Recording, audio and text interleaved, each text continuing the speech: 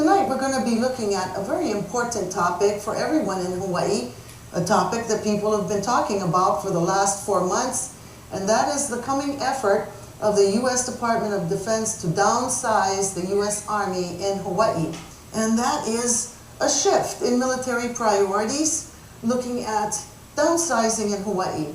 Joining us tonight, a guest who has never yet come on First Friday. We're happy to welcome retired Colonel Al Frenzel to our show tonight. It's a pleasure to be here. Yeah, thanks for coming, Al. This is a big issue and one that everyone in Hawaii, I think, is finding out about in the last 4 months. Many are expressing opinions, both pro and con. And we're happy to have you, but before we look at that, tell us a little bit about yourself, how you came to Hawaii and your background. Well, sure. I'm Al Frenzel, and I was born and raised in Reno, Nevada. I went to University of Nevada, Reno. I graduated high school early and went to college early, but ran out of money. So the GI Bill was still in effect and an opportunity to come to Hawaii. And I took that and was here in Hawaii in 1975 and fell in love with the people, the culture, and the environment, and actually finished some of my schooling at the University of Hawaii and also Chaminade, and was able to go to officer candidate school and become a second lieutenant, and that was way back in '77. Since then I've acquired my finished my bachelor's degree and acquired a master's degree, both in business, and had a very successful career, and thankfully in the Army. 27 years active duty and 3 years civil service after that with Camp Smith, Hawaii. My final assignment, which helps me for today's issue, was assignment at the U.S. Army War College. It was a fallen assignment after being a student, and I was faculty on the War College staff, and in fact in a department that teaches in the area that we're talking tonight, and that is the force structure, how the joint forces are developed and strategized and manned and equipped, and how they're justified in strength. And I was actually the lesson author and the exercise director for a portion of our department's curriculum, where we would take the students through some budgetary exercises and strategy exercises where they would decide, based on some budgetary constraints, what type of forces, Army, Navy, Marine, Air Force, and I think I mentioned them all, for the perfect size to meet the threat while simultaneously meeting budgetary constraints. So it was a fun thinking experience to think outside the box and form your own services. And something directly related to what we're looking at now when we look at shifting military priorities, but this was in fact the focus of the June report that came out in 2014, just 4 months ago. Manu? Yeah, the Department of Army announced, right, that they must cut active duty soldiers. It's a budget cut, and Hawaii bases actually were on the list. A few Hawaii bases, Schofield and Wheeler for 16,000 and Fort Chapter for 3,800. You were talking about, and we're going to talk about this just in general, and this is not a done deal. They're on a list. They're going to be looking at how they can, I guess, mitigate the result of doing these budget cuts in some way. But you were talking also, before we started the show, about the idea of Makua and Kolikoli Pass, and you were talking about some other areas. And I was just wondering, before we get into the detail of Schofield and Fort Chapter and Wheeler, how would that be negotiated? Well, first of all, the Army identified as many as 130,000 to be cut in 19 states, and Hawaii is one of the 19 for 19,800. And they're only identifying the base's personnel at this point, because personnel is the big budget piece of the Army's infrastructure. So they have to cut those forces by 2019. So this is a decision that's been made very quickly. So they don't address base closure, they don't address transfer of actual facilities. They only are at the point of discussing personnel cuts. So if we can embrace the personnel cuts for Oahu, which is I propose, is then I extrapolate forward and I say, well, if 16,000 are cut from Schofield, that only leaves 2,800 on station, and they can be easily transferred and consolidated at Fort Shafter. And what that then brings to us is facilities in central Oahu that are no longer needed, so Schofield and Wheeler, and obviously the ancillary installations, Makua Valley and Dillingham Military Reservation. And of course, I'm also advocating that Kolikoli Pass and unrestricted access through the Ululani Naval Weapons Station or Naval Depot be provided to the people of Hawaii as well. So it's me in behalf of the Oahu Council for Army Downsizing that's specifically going for these installations. It's something that would happen after the cuts are announced, that a more formal process of base realignment and closure would occur. And then the obvious identification for the BRAC team would be to go for the empty facilities, which would be Schofield and Wheeler. Sure. So that's well, you know, and we mentioned the Oahu Council for Army Downsizing, and I'm just wondering, you know, is this like an Army sanctioned council? Who are your members? Could you explain a little bit about that? Sure. This is a total non-profit, non-governmental organization. And it is, when I received an email on the Army Downsizing in early July, I unfortunately didn't open it up in June when it came in, because I didn't understand the title, Supplemental Programmatic Environmental Assessment for Army 2020 Force Structuring didn't mean anything to me, and I almost deleted that email. But when I finally opened it up and I said, oh my God, you know, and let me back up, is there were cuts announced over a year ago by the United States Army Pacific that 8,000 would be cut from, potentially cut from Oahu. And they had a big meeting at Fort Shafter, invited all the community members up there. And at the time I said, oh, well, they finally recognized that their paperweight, the Stryker Brigade up at Schofield, is no longer needed. But when this email came in, and it shows the figures of 19,800 identified, well, that's a total game changer. Because when you go to a figure of that high, we're now talking about bases and facilities no longer needed. 8,000 leaves a residual amount of forces on Oahu that nothing would be transferred to the state of Hawaii. But when you go to the number that's on the table now, and it's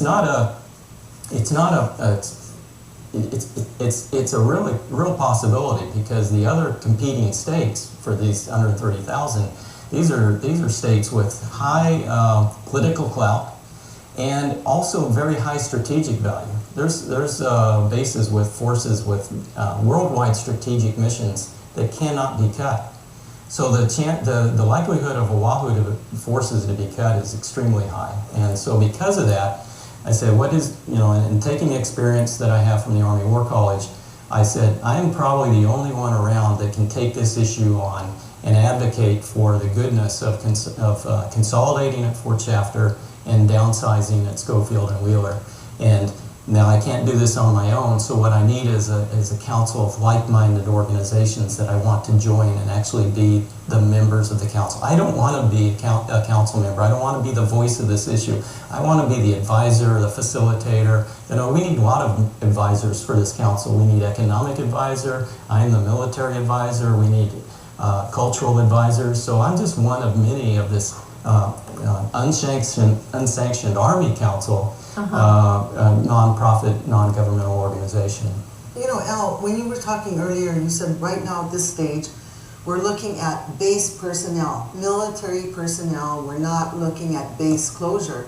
But what you're saying now is that when you look at 19,800 personnel being downsized, it will likely be followed by some kind of base closure or radical cutback. Is there any indication, we're talking about Schofield, Wheeler, and things like this, is this something that you've gleaned from the report? Is this something that you're giving us your own expertise on? I'm just wondering where it's going to come from, because we have military bases on many of the islands. Well, it's mainly an extrapolation. It's if A, then must come B. Yes. But base realignment and closure procedures, BRAC, is an extremely volatile issue with the Congress. There's a lot of emotion tied to any BRAC hearings, and people start arguing, and what happens is usually BRAC procedures don't go far or go very slowly and take forever. So in order to avoid the BRAC issue right now, the Army just wants to focus on the personnel piece. The personnel piece reduces their overhead for their biggest budgetary item, which is personnel. But obviously they know, and the DoD knows, who directed them to do this, that the next course of events is, first of all, equipment downsizing, reduced equipment procurement, and reduced basing. And these bases have to be closed because you don't leave open bases open because they're expensive to maintain. Yeah, it would be the efficient thing to do. Right. You know? And you were commenting about how you didn't want to do this, and you want a lot of people on the council who are well versed in different areas. And Mililani and I were talking about it, and we totally disagree with you. We think that if she and I were to take this topic on, they say, oh, that's just those activists. Look at them, they don't like the military. But the fact that you are here and that you're a retired colonel in the Army, that you're a white male, and that you're leading this brings some credibility to it. And I think we appreciate it because we are very interested in, number one, downsizing the military impact here. I think it would be a fabulous opportunity, both from an economic perspective, so many different areas. I think it would be very good for the island of Oahu. And I know we're going to talk a little bit more about that, but before we get started, I think it's fair to ask, what is motivating you to do this?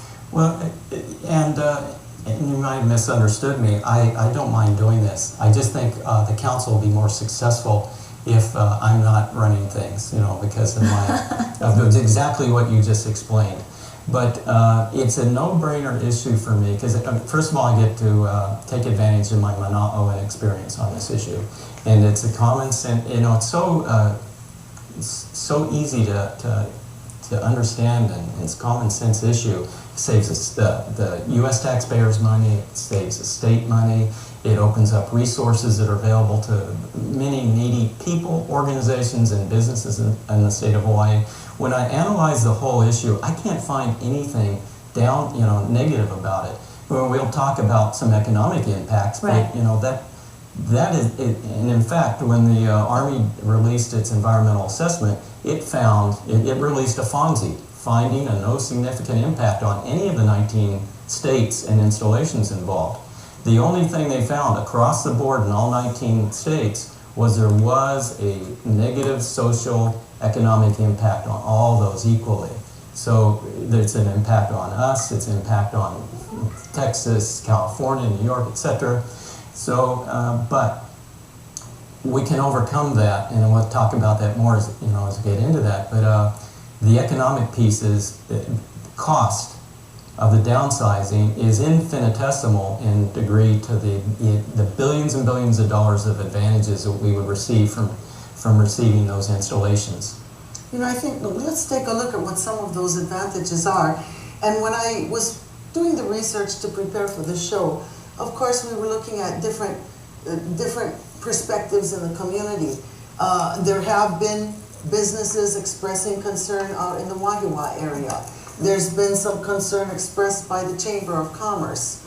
But there has also been increasing discussion about the benefits of this. And some of them are real tangible benefits. And I think, we should take a look at it. I myself, when I read the report, realized that of the 100 to 130,000 personnel that will be downsized nationally, close to 20,000 will be coming from our state.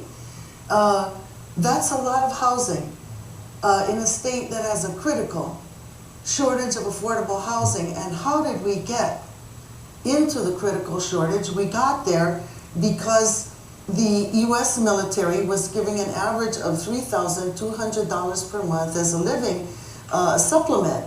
When this happened in Hawaii, all the rental landlords increased the rent because they wanted to get more money, and it was the military personnel that had the capital that got into the affordable housing.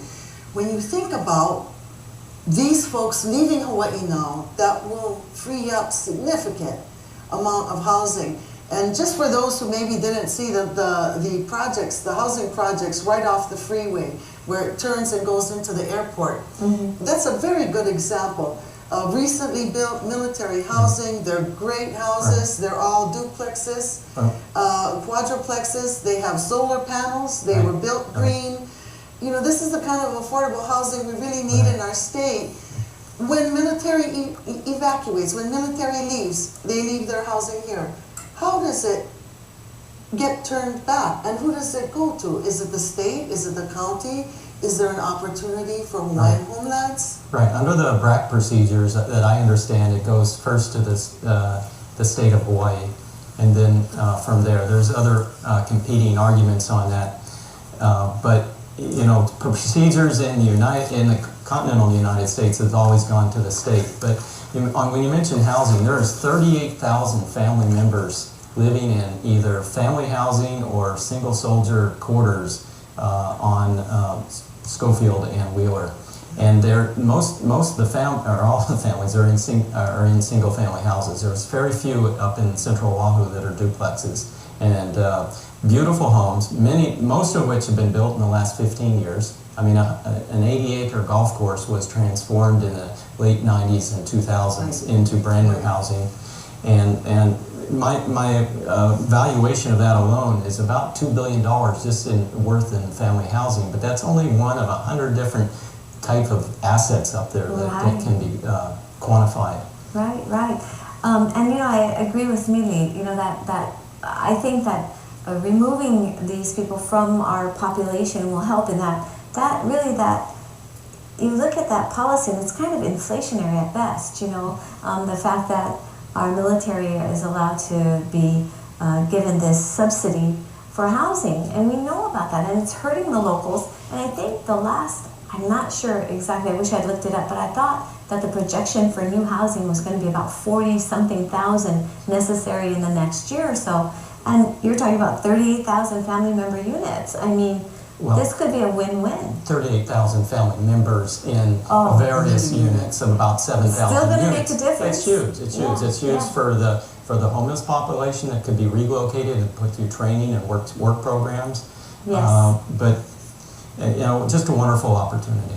You know, when the Native Hawaiian Land Recovery Act went through, which was the bill that was supposed to be resolving all of the past problems with lands that had been withdrawn from Hawaiian homelands, there was a general settlement. Most of it was worked out, but there was still an amount of acreage of land that was owed back to the department, and it didn't come back for the very reason they couldn't find a parcel that was exactly that size of acreage.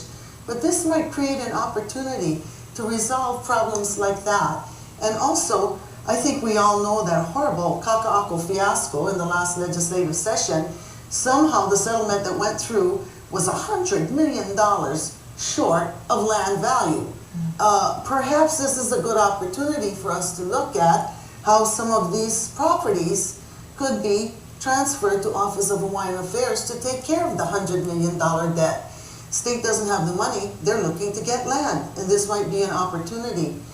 You know, one of the things, Al, when we were looking at preparing for the show was we were seeing articles coming, say, from the chamber, talking about what we were going to lose, but they didn't talk about some of the things that our state carries and pays for, the military, that military folks don't pay for. And one of the issues I saw was the issue of the cost that the DOE and the state taxpayer puts out to educate the children that are military dependents, and it's significant. And actually, the federal government will brag about how they contribute to the impact aid to the Hawaii Department of Education. They will say, oh, we give so much money per year per student. But in actuality, and the numbers vary of who you talk to, but the deficit per student is about $5,500 per year that we absorbed in Hawaii to pay for the Department of Defense's students to go to school here. So that's an equivalent of about $125 million that Department of Education has to pay. I don't want to be too quoted on those money because, there's a question of whether the reimbursement is $5,500 as low as the other estimate I have is $1,500 from someone who terms himself as an expert in the field. But regardless of which two of those figures you take, it costs $12,000 to pay for the students. So we take a big hit just in the education alone. So yes, I think the general figure, you're giving us a low figure here at 125 million, right, which is what the state taxpayer is paying per to year. educate the children per year. 125 is the Right. figure you're giving. The other figure, though, that I found was 132 million, 7 million more, Right. but it's still millions of dollars. And this is what we've been paying every year for years to educate the OE children. Another issue that has come up in this debate is the fact that the state does not collect taxes Right. from those folks that are shopping on military bases at commissaries or filling up their gas on the base.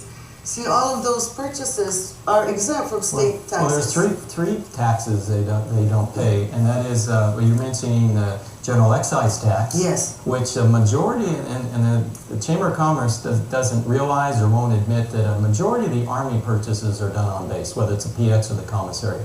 The Army's environmental assessment only alleges that 16% of the Army payroll dollars get out to the economy and to the community.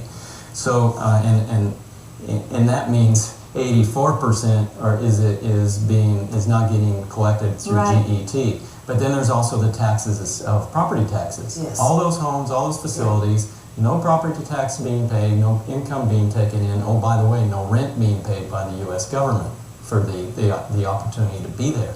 And then thirdly is the state income taxes. So we have 48,000 some odd is the number of people identified in the Army's environmental assessment that will be impacted and leave Hawaii from this possibility.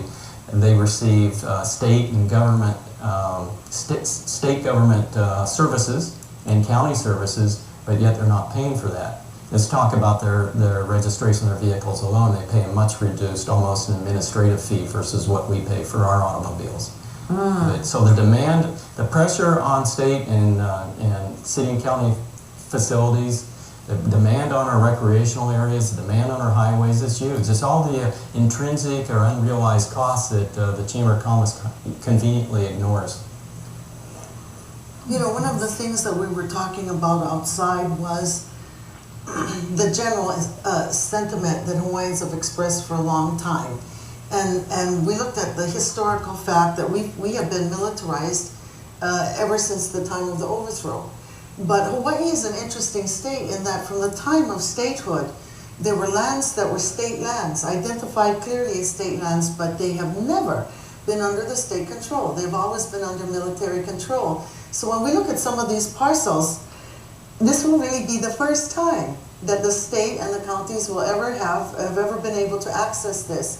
So I look at these things as being opportunities to bring in more taxes. Right. Housing transfer to the state, whether it goes to DHHL or not, is going to be housing that's going to be relieving our housing shortage.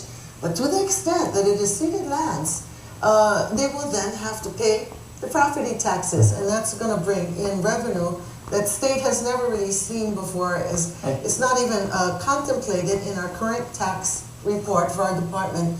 And you mentioned one more thing too before the meeting, and that was that all those people that occupy and become residents up there and permanent residents and live there, they're going to be consumers. And where are they going to purchase their items? There's not going to be a commissary or PX. They're going to purchase their items locally from Wahiawa and Mililani and other places in the local area. And all these local communities are fearful of, oh my God, what are we going to do when the Army leaves? They actually, as in the case of continental United States scenarios, will benefit. Like in the scenario of Fort Ord, California, where they downsized, the community was in fear.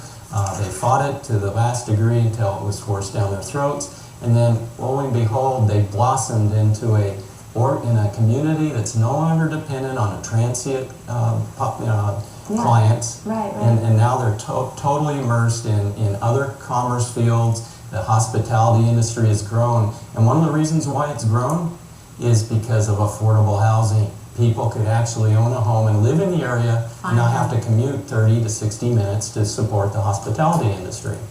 Right, I have to agree with that. When I'm listing all of the benefits and I'm thinking about these businesses, and I feel for the businesses, but the businesses are being short-sighted if they're not thinking about how they could grow the community with a group of people that are actually going to be committed to living there and staying there and making the community more vital versus a community where they're depending on this group of military who get deployed and they're gone. And then what happens to the business? So, there's no guarantee that your business is always going to be around and be given clients and customers. But when you look at this, we could open up these lands, these areas to local people to come in, to live there, to make a sustainable community. And this whole list, no GE taxes collected from military. We don't get property taxes from them. The rent, there's no rent even of the land they're using to our government. There's no state taxes, registration fees for cars. We pay the military education, an amount of that. All of the stress on our highways, our water supply, everything. Subsidy, They draw water from the aquifer. They don't pay for it. And so in essence, that's a really high cost if we're losing water from the aquifer. They drive thousands of cars on the roads and they don't pay for that either because the money comes from property taxes. Now I do have to be upfront here and say that, as Kalani Awesome has stated, has termed me, he calls me the lesser of two evils because I'm not anti-military. And I'm going to be clear with the audience on that. I'm for a strong military. I believe the Marines and the Navy and the Air Force on Oahu are actually strategic, but the Army is not. And with my training experience and analysis of this is we have an isolated force with no strategic airlift, no strategic sea lift. They can't deploy anywhere. They can't even train here. So to me, it may appear I'm anti-Army, but I'm just saying this is right for the Army and it's right for Oahu.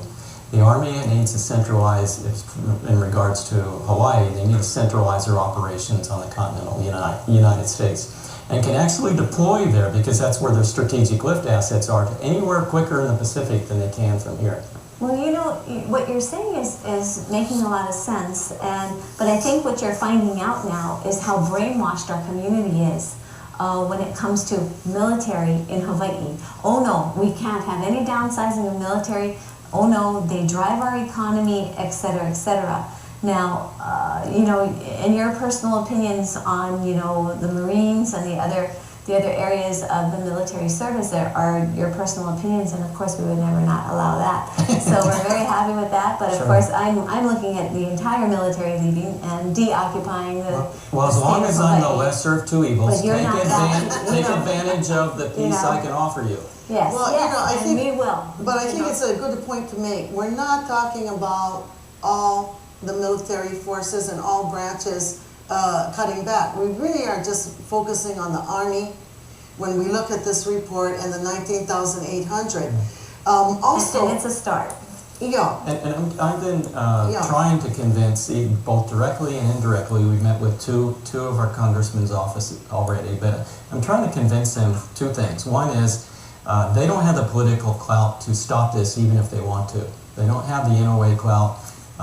So when these decisions are actually made at Congress, not by the Army, not by Defense, but by Congress, it's going to be who has the most clout, who has the strongest constituents, and that's going to decide where these forces are based. But also, so if they recognize that up front, then they can look at it from the perspective I have, which is embrace this opportunity and approach the Congress and approach President Obama and say, look, we're not going to fight this, we're not going to delay it and cost you all kinds of expenses. Oh, by the way, it's cheaper for the Department of Defense to operate if it doesn't have to put forces on Oahu.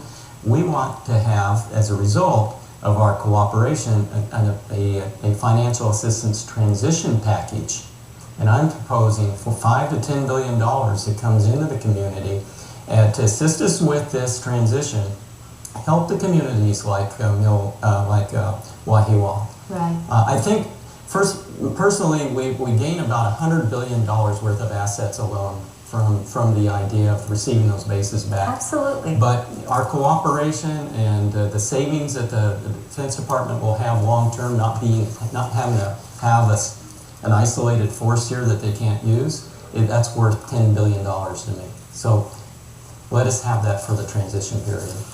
You know, one of the things I think that, we need to also take a look at is that for our state to grow, we need things, access to land, addressing our economic needs, affordable housing. But one of the big issues, I think, that will be impacted by this is energy. There's a huge population on Oahu, the vast majority of the people in the state. And there has not been the ability, primarily because of the Hiko monopoly, but there hasn't really been the ability to provide enough energy to accommodate community growth. And in large part, there's been a huge consumption of energy by the military, and of course, they've always had a discount price. Right. So I see that there may just be other benefits in terms of consumption of resources, energy resources, water. Definitely, military consumes huge amount of water. So the departure of the military may provide us with more energy and more natural resources. The other thing I have to agree with, when we look at just the affordable housing crisis, and it is a crisis in our state, when those folks leave from communities such as Wahiawa, other families that are in critical need of housing are going to move in. And those families are going to need groceries. They're going to go shopping and they won't be at the commissary. Mm-hmm. They're going to need gas in their car and they won't be able to go on base to fill up.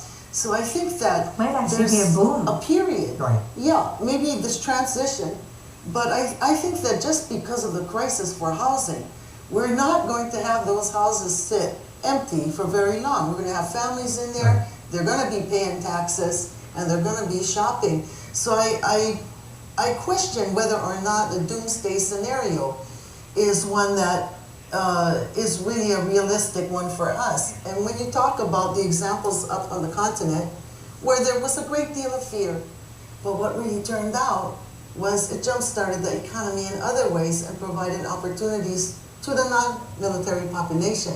Right, and I'd ask the Chamber of Commerce to look at that, have their eyes open, and I think they'd come out with a different story.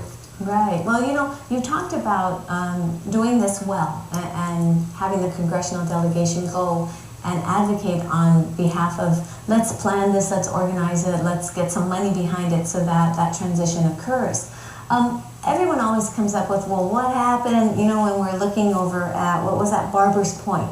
Right. And do you have any information about Barber's Point? Because Barber's Point seemed to it was sort of a big deal, right. And everyone was scared, and then what happened? Well, there's two things on Barber's Point. First of all, the BRAC procedure on that drug out so long that the Navy knew for over 15 years it was going to lose it. So they put no money in the infrastructure, they put no money in repairs. So what the facilities we wound up acquiring weren't the greatest in the first place. But secondly, most importantly, the state of Hawaii just messed up that whole transition. First of all, they didn't establish a committee with political leaders and community leaders to require certain things from the Department of Defense before they accepted it, and they didn't set the standard. And then they turned it over to HCDA and the Hunt Corporation to manage, and totally turned their back on it. And so there are some good things being managed out of the Barbers Point area, but it wasn't as good a transition as could be. And I hope it isn't and it is the number one reason why people are not for the idea is they don't want to see the beautiful facilities of Schofield Barracks and Wheeler Army Airfield ruined by the state. And what I promise them, that's not going to happen. We're going to have the brightest political leaders in charge of these committees and community oversight and participation. And what we want to do in the next phase, like was done in Europe when we turned over those bases, is there's a certain standard, even above BRAC procedures. You don't turn this over just and turn your back. Walk away. Yeah. Right. So you feel there really is an obligation, responsibility on the part of the state. Get organized, get in there, start negotiating for how this is going to unfold, right, and to ensure. And you were saying that you would look for $5 to $10 billion for transition. Yeah, but that would be transition just for the state of Hawaii's purposes to manage with whatever they see fit. The BRAC procedures, under federal procedures, they're going to pay all these costs to do turnover. That's above and beyond this package I'm asking for. So it's this commission that I recommend for the state of Hawaii to manage the transition. They need to have a high standard, because they're not paying the bill. You know, the federal government has to return it to the standard we expect and we demand. And you know what? If we accept it undone or half done, we have to pay the difference out of our own pocket. So let's get it done right by the federal government. And that's a really good point, because unfortunately, most times than not, when the military leaves a site, there's things that need to be cleaned up, and we're talking about in Hawaii, toxins. maybe, but in like Fort Ord, for example, they actually live fire on the beaches, on the Monterey beaches, and they brought in machines, high-tech machines, huge machines that processed all of the soil, took out unexploded ordnance, exploding ordnance. Yeah, we need that. And they returned sterile, clean land back that are now beaches. They're used by the people, trails, biking trails, hiking trails, and you know, this is beautiful prime real estate that is now used by all the people without any fences, without any danger signs, total 100% remediation. You know, twice on the show now you've talked about the fact that we don't really have the political clout in the Congress. And soon after Dan Inouye died, the discussion began that there were going to be ramifications. One was going to be that there was not going to be the budget, federal budget coming down. The other had to do with whether or not the military, all of them here in Hawaii, would be getting their budget.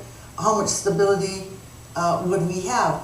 But the truth is that we don't have the clout anymore in the Congress. When you went to see Mr. Schatz and Mazie Hirono, what kind of a sense did you get from them? You know, are they aware of the issue? Were they supportive of this idea of working with the state, getting prepared for this? Schatz's office was very akamai about this issue, and they had talked to Waihua, and they also were accepted to our idea and understood the goodness of it.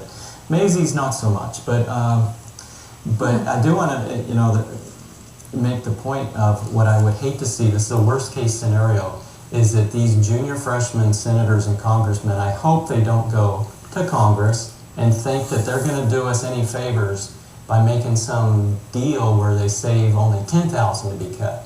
So I'm trying to tell them both directly and indirectly, don't come back to Hawaii and say, hey, pat us on the back, they're only going to cut $10,000 now.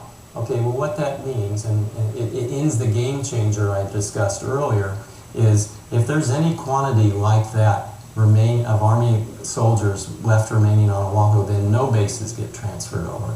It's a status quo, just less Army personnel here. So no recovery of Schofield or Wheeler. You know, we'll have to continue the fight at Makua, and Dillingham won't turn over as well. So all the cuts, we get those bases back. Any proportional cut is a loss. And I hope they don't come back and tell me they won, because it'll be an unforgivable loss. So the idea is like we'd still have all of the bases still in Army hands, and skeleton crews in each one. And unfortunately, it's to the Army's advantage to do that, because they save money on base cleanup. So they are going to have to balance the expenses to keep those bases operational, and they still have to maintain those facilities. So I don't think they're going to make that short-sighted decision, but we don't want to give them that opportunity. We want all those cuts. I totally agree. The thing is that especially with our government here in Hawaii State, especially, we have a lot of short-sightedness. Right. So the idea of moving now, it's really not in anticipation. The report came out 4 months ago. We need to move now. We've talked a little bit about your visits with Chet and Maisie. What about Gabbard, Mark Takai, and Charles Dejoux? Well, we're on a request list to meet with Tulsi Gabbard, but my concerns with Tulsi and Takai and Dejoux is they're lieutenant colonels in the Army Reserve, and they have a parochial view, I'm afraid of their loyalty and support to the military, but they haven't been at the strategic level. So at the Army War College, we're at the strategic level of how the Defense Department does things and how defense strategy and political strategy is formed. You know, the military is just one means of political power. And I don't think they probably envision the greater good to the U.S. taxpayer and in fact their own services they are part of. The Army doesn't want, if the Army was given a choice, it doesn't want to be here. It's expensive, and they can't deploy from here. And if they had their choices, that they would be on the continental United States. I think you make a really good point, and the point is that they're going to have to separate that from themselves, meaning they're not here and they weren't voted in because of their military expertise and because they were going to be advocating for the military. They were voted in by a constituency who wants them to do what's best for the state of Hawaii. So if this type of what you're suggesting, military downsizing, and what we're seeing, it's sort of developing to be something that would be very favorable to us, they should actually be voting in that regard, not because they have And if they look from a military experience, from a strategic level, what's best for the Department of Defense, they would make the right decision and not locate forces in the most expensive part of the world in a place where you can't deploy from. I wanted to, since we're getting to the end of our show, I wanted to talk about the petition. You have a petition, it's posted online. Tell us what the petition is about, why you put it up, where it will go, and how people can sign it. Right. Well, the petition addresses this issue, and it's the advocation of embracing the downsizing in the quantities recommended by the U.S. Army. And it's targeted to all of the congressional representatives, both in office and as candidates, as well as the mayor and the governor. And what people can do is review that and review the issues around that at www.oc4ad.com. All the information we're talking about now and much more is at that site, as well as up in the top is a green little mark that says petition. But that's where the viewers can communicate directly, because each time that petition is signed, an email goes right to those targets, the congressional members and the governor and candidates and the mayor, and they get targeted with what their constituents believe. I just wanted to repeat that. The site for the petition is www.oc as in cat, 4, ad as in dog.com. Take a look at it. I'm going to definitely go and take a look at it myself. It sounds like something that, I want to sign. This is, I think, a step in the right direction. But, I think you're right. We've got to get on this. We've got to make sure that we've got someone at the table negotiating for us so that we have a good transition. This is a once-in-a-lifetime opportunity. This is not going to cross our paths again. I really think so. I believe Hawaii as a state needs to start looking at actually getting off of that drug, the military drug. We need to start thinking about different ways of sustainability and thrivability, right? Yes. In other ways, other venues that don't rely on a war, that don't rely on, populations that deploy, etc. We really need to take those bold steps, and I think this is a good opportunity. I'm glad you had me on tonight's show. Well, I think we'll have to follow it in coming months. Until next show, remember you heard it first on the first Friday show. Aloha. Aloha. Aloha. Oh.